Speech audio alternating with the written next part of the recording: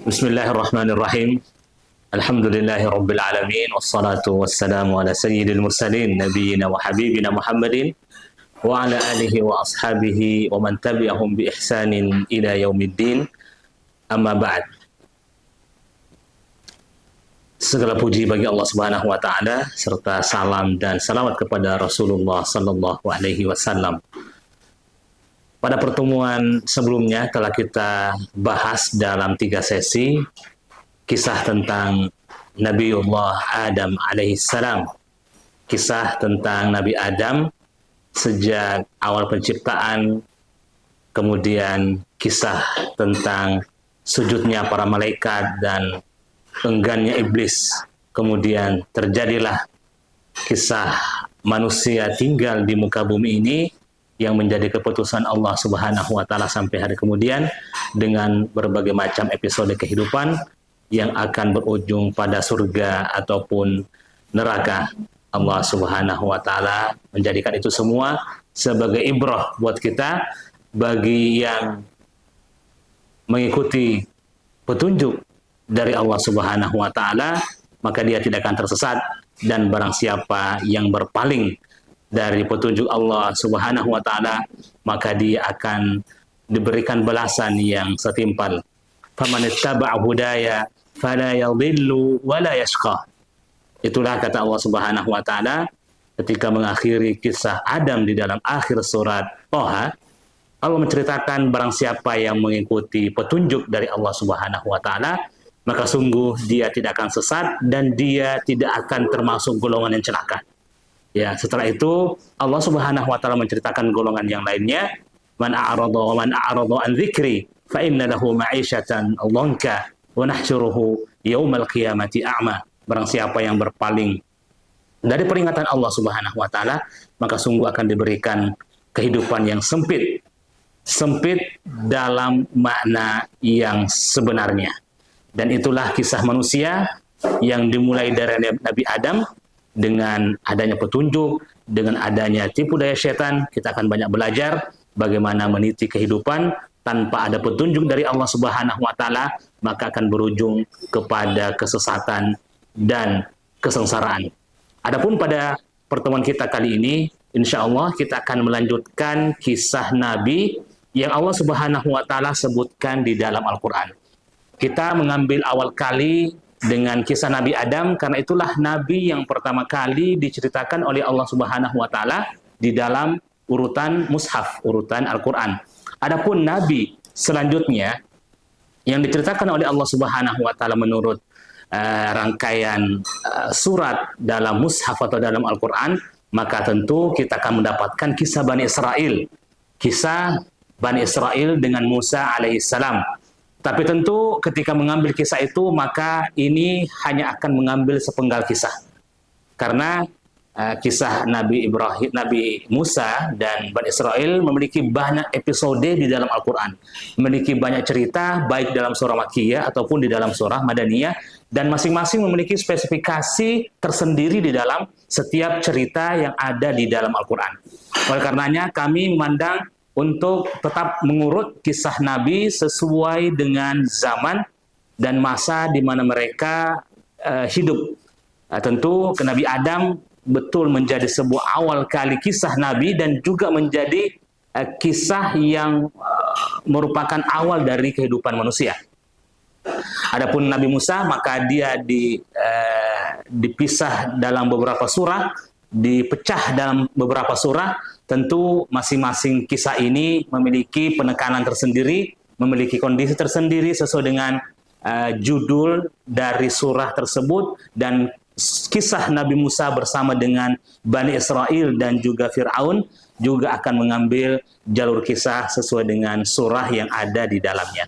Maka kami mengambil kisah berurutan waktu itu sepertinya lebih baik untuk kita ambil sebagai sebuah alur cerita dalam program kisah-kisah para nabi.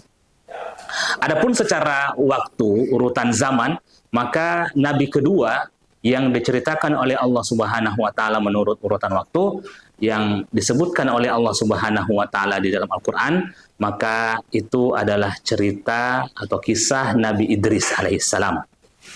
Nabi Idris alaihissalam disebutkan 2 kali di dalam Al-Qur'an. Adapun di dalam hadis Rasulullah sallallahu alaihi wasallam, maka di antara hadis yang paling sahih, hadis yang memiliki derajat yang baik dan valid dalam masalah sanad, maka kata ulama kita tidak ada hadis kecuali 1 hadis saja yang menceritakan tentang Nabi Idris, yaitu kisah Isra dan Mi'raj ketika Nabi Shallallahu Alaihi Wasallam bertemu Nabi Idris pada langit keempat. Inilah hadis yang paling jelas dan yang paling valid dalam masalah periwayatan dari Rasulullah Shallallahu Alaihi Wasallam. Adapun informasi-informasi lain tentang Nabi Idris alaihissalam, maka kebanyakannya berasal dari Israiliyat, dari Ka'ab al-Ahbar yang menjadi sumber informasi dari Ahlul Kitab. Dan pada kesempatan kali ini kita akan membahas Nabi Idris berdasarkan apa yang menjadi runut atau menjadi informasi dari ayat Al-Quran di dalam 2 posisi di dalam Al-Quran. Dan ayat yang pertama yang akan kita jelaskan tentang Nabi Idris adalah di dalam surah Maryam, ketika Allah Subhanahu wa taala menceritakan tentang Nabi Yahya, menceritakan tentang Zakaria, kemudian Maryam, kemudian Isa alaihissalam, kemudian Nabi Ibrahim dan Nabi Ismail, kemudian Nabi Idris. Ya, Nabi Idris ini disebutkan dengan firman Allah Subhanahu wa taala, "Wadhkur fil kitabi Idris innahu kana siddiqan nabiyya wa rafa'nahu makanan 'aliyya." Dan ceritakanlah, sebutkanlah tentang Idris alaihissalam. Nabi Idris alaihissalam disebutkan di dalam ayat ini dengan sebuah sifat, innahu kana siddiqan nabiyya, seorang yang jujur dan merupakan bagian dari nabi yang Allah utus ke muka bumi ini. Disebutkan di dalam buku sejarah bahwa ketika Nabi Adam alaihissalam meninggal, maka tentu yang menggantikan posisi beliau di muka bumi adalah para anak dan cucu-cucu beliau. Tentu nasab para nabi, nasab para anbiya, tidak ada yang bisa menjamin keabsahannya, kevalidan nasab mereka, silsilah keturunan mereka, kecuali yang dijamin oleh Allah di dalam kitabnya dari anak ke bapak sebagai nabi dan nabi yang menggantikan setelahnya. Adapun nasab Rasulullah SAW, maka tentu ini banyak yang disebutkan oleh para ulama kita dibagi ke dalam 3 bagian. Nasab dari Nabi kepada Adnan itulah yang valid, kemudian dari Adnan ke Ismail banyak hal yang tidak bisa dipertanggungjawabkan, dan juga dari Ismail menuju ke Nabi Adam, nasab yang pasti banyak hal yang tidak bisa dicari titik temu yang pas sebagai sebuah info yang valid dan bisa dipercaya sebagai hal yang menjadi kebenaran 100%. Tetapi di dalam nasab Nabi Idris, maka para ulama kita, para ulama sejarah, para ulama biografi, para anbiya wal mursalin menganggap bahwa Nabi Idris adalah, di antara mereka ada yang mengatakan dia adalah cucu dari Nabi Adam dari arah anaknya yang bernama Syith. Ya, di antara anak Nabi Adam itu ada yang bernama Syith. Ya, tentu pernah kita sebutkan di pertemuan sebelumnya di kisah Nabi Adam, bahwa Nabi Adam memiliki 20 anak yang setiap kali lahir kembar, artinya ada sekitar 40. Dan 40 ini salah satu diantaranya adalah Syith, yang dianggap oleh para ahli sejarah dia adalah seorang nabi. Tapi tidak ada berita valid sama sekali secara gamblang dari Nabi Shallallahu Alaihi Wasallam yang mengatakan bahwa dia adalah seorang nabi. Kalaupun Syith adalah seorang nabi, maka kita beriman kepada hal tersebut secara mujmalan la tafsila. Artinya nabi yang Allah Subhanahu wa taala angkat tetapi tidak diberikan informasi secara detail di dalam Al-Qur'an ataupun di dalam hadis. Ya, wa minhum man qasasna 'alaika wa minhum man lam naqsus 'alaik wa kallamallahu Musa taklima. Itulah yang Allah Subhanahu wa taala ceritakan, bahwa di antara nabi ada yang diceritakan secara detail ceritanya, ada yang disebutkan secara gamblang namanya beserta proses kehidupan dan dakwah kepada kaum mereka, dan di antara mereka man lam naqsushum 'alaik, ada yang sama sekali tidak diceritakan bahwa Bani Israel memiliki sekian ribu nabi. Bahkan di dalam riwayat, jumlah nabi yang Allah Subhanahu wa taala utus ke muka bumi ini berjumlah sekitar 200.000 lebih. Adapun rasul berjumlah sekitar 315 dalam riwayat Imam Ahmad.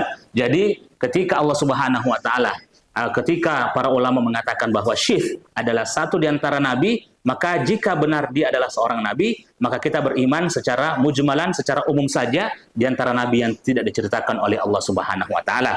Dan Allah Subhanahu wa taala juga menjadikan Syith ya sebagai dia merupakan bagian dari anak Adam, dan setelah itu dia memiliki keturunan yang bernama Idris. Ada di antara para ulama sejarah mengatakan bahwa Idris dengan Syith memiliki dua bapak, ada yang mengatakan satu bapak. Intinya bahwa Idris adalah generasi setelah Nabi Syith alaihi salam. Adapun perbandingan atau perbedaan antara Nabi Idris dan Nabi Nuh, maka secara info yang valid dari buku sejarah yang ada, maka belum ada hal yang mengatakan bahwa lebih dahulu Nabi Nuh daripada lebih dahulu Idris daripada Nabi Nuh. Tetapi kalau kita melihat sejarah tenggelamnya bumi dan seterusnya, maka kita akan mengatakan dari informasi ini sepertinya Nabi Nuh Nabi Idris lebih dahulu daripada Nabi Nuh. Tetapi secara informasi valid dari sejarah yang ada, tidak ada yang bisa dikatakan bahwa Nabi Idris lebih dahulu daripada Nabi Nuh. Cuma melihat sejarah yang terjadi, kemungkinan ya Nabi Nuh lebih belakang diutus daripada Nabi Idris alaihissalam. Nabi Idris alaihissalam disebutkan di dalam ayat tadi bahwa beliau adalah seorang siddiq, ya seorang yang jujur, seorang yang memiliki kelebihan sifat yang merupakan kekhususan para nabi, ya, dan dia adalah seorang nabi. Jadi sebagai seorang siddiq dan juga sebagai seorang nabi, siddiqan nabiyya, seorang yang jujur dan sebagai seorang utusan Allah Subhanahu wa taala. Di dalam ayat lain di posisi yang selanjutnya, Allah Subhanahu wa taala menceritakan Nabi Idris bersama dengan dua orang nabi lainnya. Ketika Allah Subhanahu wa taala berfirman, "Wa Ismaila wa Idrisa wa Dzalkif kullun minas sabirin wa adkhalnahum fi rahmatina innahum minas salihin." Allah Subhanahu wa taala menyebutkan Ismail, kemudian menyebutkan Idris, dan menyebutkan Dzulkifl atau Dzalkifl sebagai nabi yang memiliki kesabaran tingkat tinggi. Ya, semua nabi adalah orang-orang yang sabar. Mereka adalah orang-orang yang mengemban amanah dengan kesabaran yang masuk pada golongan tingkat tinggi. Tidak semua manusia, dan manusia secara umum tidak masuk pada derajat kesabaran para nabi. Sebagaimana di dalam sebuah hadis Rasulullah Shallallahu Alaihi Wasallam bersabda bahwa inna min asyaddin nasi bala'an al-anbiya'u thummal amthalu fal amthal. Di antara manusia yang paling berat ujiannya adalah para nabi. Kemudian yang semisalnya lagi, dan semisal yang mengikuti ajaran para nabi yang diutus oleh Allah Subhanahu wa ta'ala. Fa in kana fi dinihi salabatan zida fi balaihi. Semakin kuat agama seseorang, semakin baik pengamalan agama seseorang, maka Allah Subhanahu wa taala akan semakin menambah beban, menambah tempaan, menambah ujian untuk mengukur sampai di mana tingkat keimanan, sampai di mana salabatun fid din, di mana dia kuat dan di mana dia betul-betul bangga dengan agama yang sedang dia percayai. Oleh karenanya Allah Subhanahu wa taala secara umum mengatakan melalui lisan Rasulullah Shallallahu alaihi wasallam bahwa tidak ada yang paling besar kesabarannya daripada para nabi. Tapi pengkhususan pengkhususan dengan menyebutkan bahwa Idris adalah orang yang sabar. Ismail jelas kesabarannya, sabar dengan perintah Allah Subhanahu wa taala, ingin disembelih tanpa ada kata mengatakan menolak, tanpa ada rasa ragu sama sekali. Dia tidak mengatakan tunggu dulu bapak saya yang saya cintai, saya berpikir dulu, tanpa menunggu satu detik pun. Ketika mendengarkan itu adalah dari Allah Subhanahu wa taala, perintah dari Allah Subhanahu wa taala, mendengarkan suara ayah yang mengatakan ya abati, ya, mendengarkan seorang ayah menceritakan perintah Allah berupa wahyu dalam sebuah mimpi, maka langsung dia mengatakan ya abati fa'al ma tu'mar satajiduni insyaallahu minas sabirin.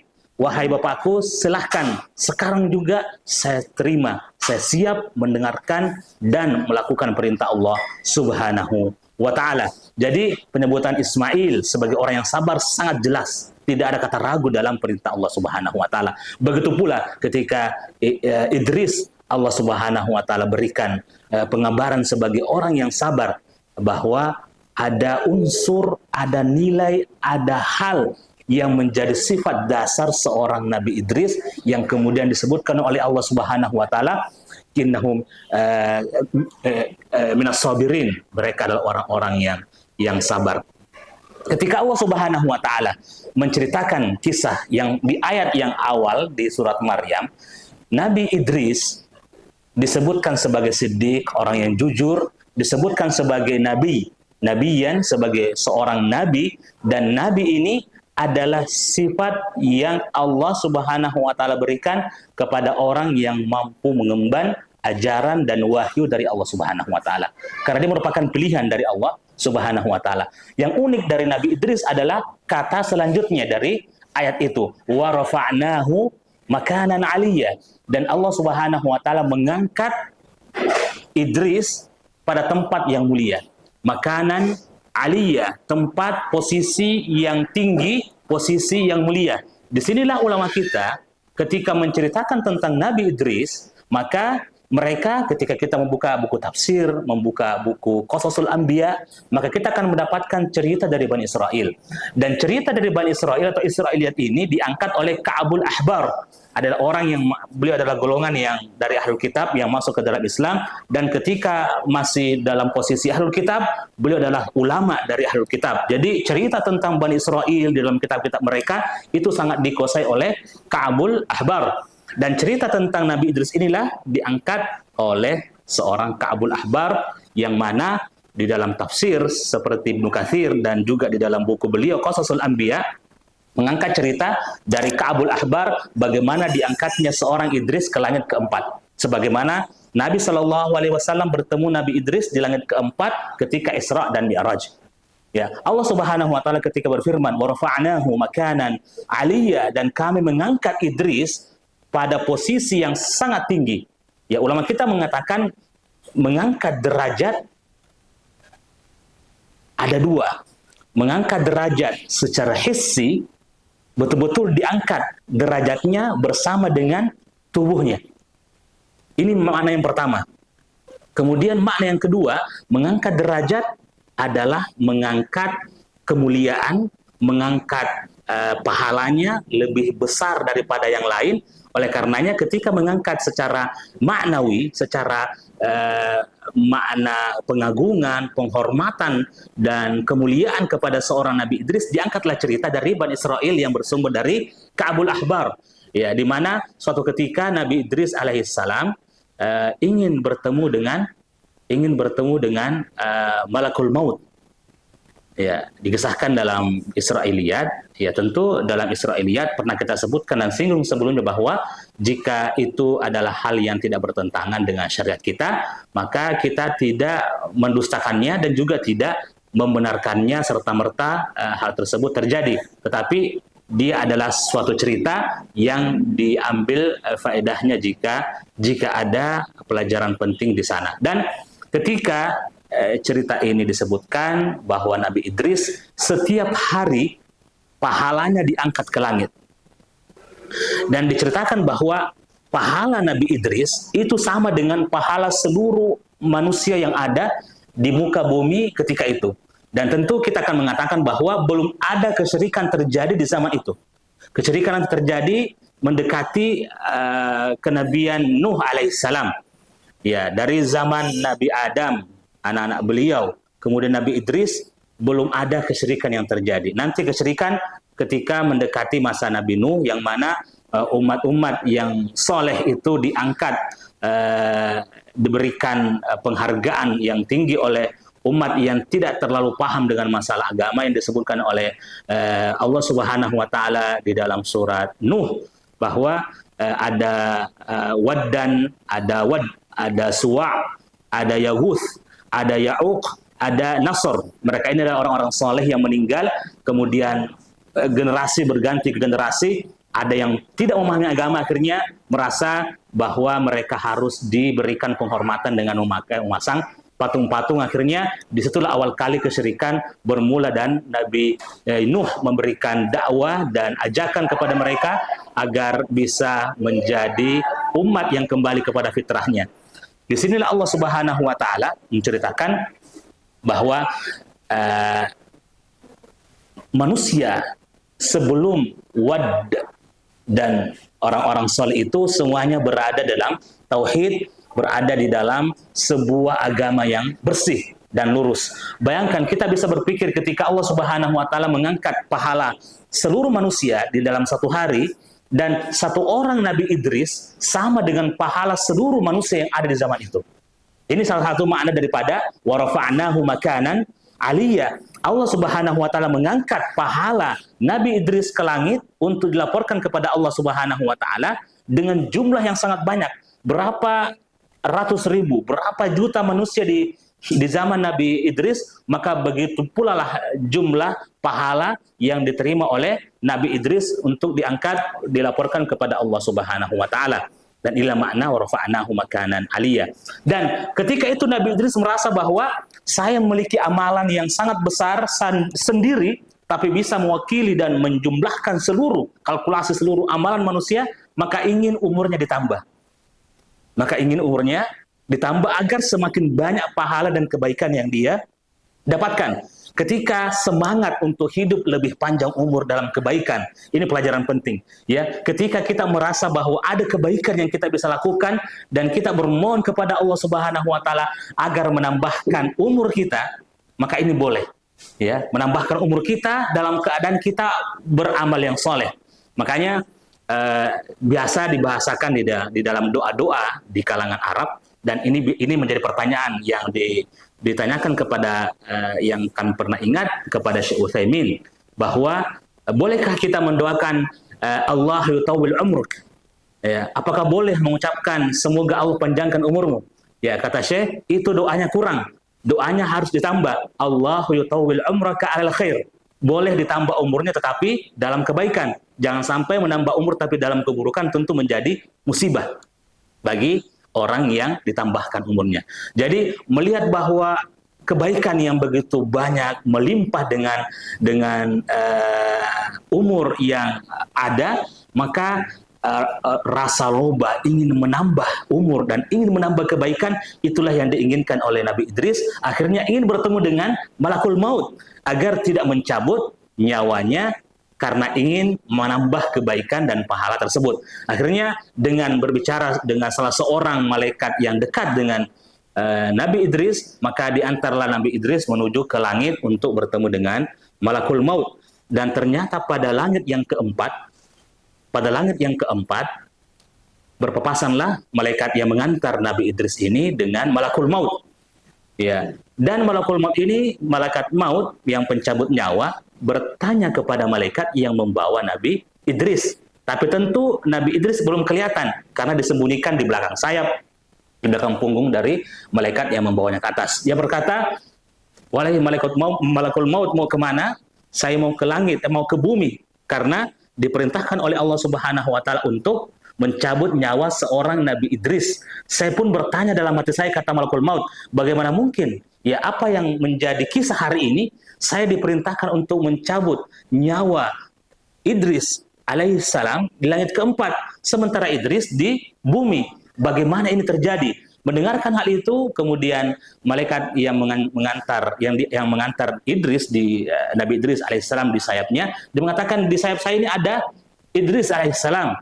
Ya, subhanallah, kata malakul maut. Sungguh luar biasa ketentuan Allah Subhanahu wa taala. Langsung ketika itu dia mengatakan, saya diperintahkan sekarang untuk mencabut nyawa seorang malaikat, seorang Nabi Idris alaihissalam, dan kemudian dicabutlah nyawa seorang nabi yang mulia, siddiqan nabiyya, yang jujur lagi seorang nabi, dialah Idris. Dicabut nyawanya di langit keempat, dan di sanalah kemudian dia bersemayam, dia tinggal, dan ditemui oleh Rasulullah SAW pada kisah Isra dan Mi'raj, bertemu dengan Nabi Idris di langit keempat. Ya, di langit pertama bertemu dengan Nabi Adam, di langit kedua bertemu dengan Nabi Isa dan Yahya, langit ketiga bertemu dengan Nabi Yusuf, dan ketika masuk ke langit keempat bertemu dengan Nabi Idris alaihissalam.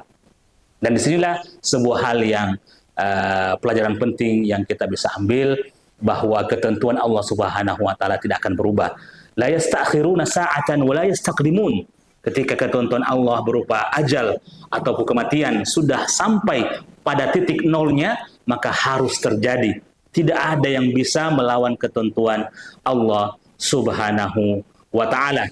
Dan pelajaran yang penting berikutnya tentang Nabi Idris alaihissalam adalah pelajaran tentang kesabaran yang ada di dalam ayat yang lain di dalam Al-Quran, dan juga pelajaran tentang masuk menjadi golongan orang-orang yang soleh. Orang yang soleh atau kaum yang soleh ini menjadi harapan para nabi. Ya, ini menjadi harapan para nabi. Masuk ke dalam golongan soleh itu menjadi harapan para nabi. Kalau kita melihat, ya, kalau kita mencoba mengumpulkan doa-doa para nabi di dalam Al-Quran, maka kita akan mendapatkan banyak di antara doa para nabi itu agar mereka dimasukkan ke dalam golongan orang-orang yang soleh. Ini sebuah hal yang unik, karena mereka adalah seorang nabi, tetapi mereka tetap berdoa kepada Allah Subhanahu wa taala agar dijadikan sebagai orang yang soleh. Doa Nabi Yusuf, doa Nabi Ibrahim. Kalau kita melihat doanya Nabi Yusuf, contohnya dalam surah Yusuf, di akhir surah Yusuf, Allah Subhanahu wa taala menceritakan doa di akhir kisah Nabi Yusuf ketika sudah datang bapaknya dan saudara-saudaranya, kemudian terjadilah ta'wilur ru'ya, ya, takbir mimpi dari Nabi Yusuf 11 bintang, bulan, dan matahari bersujud, dan ternyata takbir atau ta'wil dari mimpinya adalah sujudnya bapak dan ibu serta saudara-saudaranya di hadapan Nabi Yusuf. Dan doa di akhir daripada kisah itu, wa alhiqni bis-shalihin.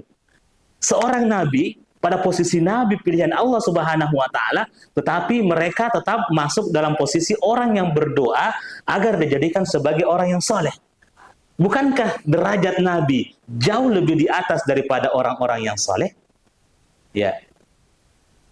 Bukankah derajat an-nubuwah lebih tinggi daripada derajat as-salah? Ini menjadi sebuah pelajaran yang besar. Setinggi apapun derajat kita sebagai seorang nabi, tetapi darajatus shalihin, derajat orang-orang yang baik, itu tidak dilupakan. Karena yang namanya kenabian adalah dari Allah Subhanahu wa taala. Kenabian itu pilihan Allah, tetapi tidak ada yang kemudian meminta-minta bahwa jadikanlah saya nabi. Ya. Tidak. Kenapa? Dia adalah pilihan dari Allah Subhanahu wa taala. Adapun permintaan kita, maka kita meminta derajat yang tinggi setelah kenabian, yaitu menjadi orang yang soleh. Karena nabi dan rasul itu hak prerogatif Allah Subhanahu wa taala. Ya. Kita meminta pun itu adalah dari Allah Subhanahu wa taala. Tetapi ketika meminta doa kepada Allah, para nabi hampir semuanya mengatakan, ya, jadikanlah kami golongan orang-orang yang soleh, sebagaimana di ayat yang kedua yang tadi kita ceritakan tentang Nabi Idris, wa Ismaila wa Idrisa wa dzalkif kullun minas sabirin wa adkhalnahum fi rahmatina innahum minas salihin. Ini sebuah pengabaran yang luar biasa bahwa kesolehan itu adalah cita-citanya para nabi. Karena tingkatan nabi, derajat nabi itu hak Allah Subhanahu wa taala. Kita tidak bisa minta-minta sebagai nabi, tapi kita bisa meminta derajat setelah kenabian, yaitu kesolehan. Dan itulah yang diajarkan oleh para nabi di dalam doa-doa yang Allah Subhanahu wa taala ceritakan tentang para nabi di dalam Al-Qur'an. Artinya para nabi ingin mereka dimasukkan ke dalam golongan orang yang soleh. Kita sebagai orang yang bukan bagian dari nabi, maka kita sangat berhak dan sangat dianjurkan untuk berdoa sebagaimana doa para nabi. Jadikanlah saya orang yang soleh. Ya. Jadikanlah saya orang yang soleh. Kalau kita mampu untuk berdoa kepada Allah Subhanahu wa taala dengan jujur, ya, dengan menjadikan doa-doa para nabi kumpulan doa-doa kita di dalam setiap kali kita bermunajat kepada Allah Subhanahu wa taala. Alhiqni bis salihin waj'alnahu minas salihin. Itu semua adalah sebuah informasi bahwa kesolihan adalah derajat yang diminta-minta oleh para nabi dan rasul kepada Allah Subhanahu wa taala. Dan meskipun cerita tadi tentang diangkatnya Nabi Idris ke atas langit keempat, ya, menjadi catatan khusus bagi Ibnu Katsir di dalam tafsir beliau dan juga di dalam kitab beliau Qasasul Anbiya, dan beliau menceritakan bahwa wa fihi nakar. Kisah ini ada semacam hal yang kurang pas menurut beliau secara runutan cerita, tetapi secara umum beliau mengambil cerita ini, memuat cerita ini di dalam tafsir beliau dan juga di dalam kitab Qasasul Anbiya untuk menjadi pelajaran, untuk menjadi hal yang dijadikan ibrah, sebagai pelajaran. Ya, laqad kana fi qasasihim ibrah. Sungguh ada pelajaran penting dalam kisah-kisah mereka. Disebutkan di dalam beberapa Israiliyat bahwa Nabi Idrislah yang pertama kali menulis dengan pulpen. Nabi Idrislah yang pertama kali memakai baju setelah sebelumnya generasi anak cucu Adam memakai pakaian dari kulit, dan Nabi Idrislah yang menjadi orang pertama memakai pakaian dari kain suf, ya, kain wol, yang kemudian diikuti generasi setelahnya kemudian menjadi baju dan menjadi baju yang kita lihat seperti sekarang ini. Itu semua adalah kisah yang diangkat dari Maslamatu Ahlil Kitab, yang terbanyak dari Ka'bul Ahbar yang merupakan alim dari ulama Ahlul Kitab sebelum menjadi orang yang mengucapkan 2 kalimat syahadat.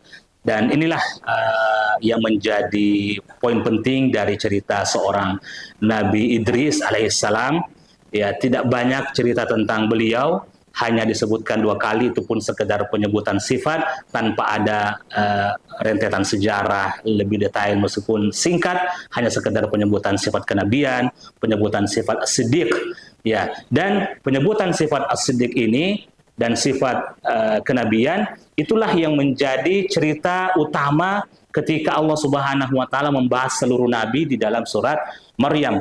Ya, inilah yang disebutkan setelah penyebutan Nabi Idris. Maka setelah itu, ulaikal ladzina, Allah berfirman, mereka yang disebutkan sebelum dan di akhir dengan Nabi Idris, Allah Subhanahu wa taala mengatakan, ulaikal ladzina an'amallahu alaihim min dzurriyyati Adam. Mereka adalah orang-orang yang disebutkan oleh Allah Subhanahu wa taala dari anak cucu Adam, min dzurriyyati Adam, wa mimman hamalna ma'anuh, dan dari orang-orang yang kami selamatkan bersama dengan Nabi Nuh di bahtera raksasa beliau, wa mimman hadaina, dan menjadi pelajaran buat yang kami berikan petunjuk kepada mereka, wajtabaina, dan kami pilihkan sebagai seorang nabi dan seorang rasul. Sifat yang umum dari para nabi sebelum kita tutup, sebagaimana firman Allah Subhanahu wa taala, sifat umum para nabi dan juga merupakan sifat dari Nabi Idris alaihissalam, ya, idza tutla alaihim ayatur rahmani kharru sujjadan wa bukiya. Ya. Sifat Nabi Idris, Nabi Ismail, Nabi Ibrahim, Nabi Yahya, Nabi Isa, kemudian Zakaria, seluruh sifat nabi yang disebutkan sebelumnya dan nabi-nabi yang tidak ada di dalam rangkaian cerita nabi yang ada di dalam surat Maryam ini, sifat mereka sama. Apa sifatnya para nabi? Dan ini pelajaran penting buat kita semua. Setiap kali kita mengantarkan cerita para nabi, maka inilah sifat keseluruhan dari para nabi Allah Subhanahu wa taala. Apa sifat mereka? Apa yang menjadi ciri khas dari para nabi Allah Subhanahu wa taala? Idza tutla alaihim ayatur rahman. Jika dibacakan ayat Allah Subhanahu wa taala kepada mereka, kharru sujjadan wa bukiya. Mereka tersungkur. Mereka merendahkan dirinya dengan apa? Sujjadan. Mereka bersujud, menghinakan diri di hadapan Allah Subhanahu wa taala. Bukan sekadar bersujud, tapi ada sifat tambahan yang menjadikan kemuliaan mereka betul-betul menjadi hal yang mulia di sisi Allah Subhanahu wa taala. Sifat kedua adalah wabukiyah. Ketika mendengarkan ayat dibacakan, mereka akan bersujud, dan ketika mereka bersujud, mereka akan menangis sejadi-jadinya dengan seluruh pelanggaran. Karena seorang manusia, para nabi juga seorang manusia yang terjatuh ke dalam kesalahan.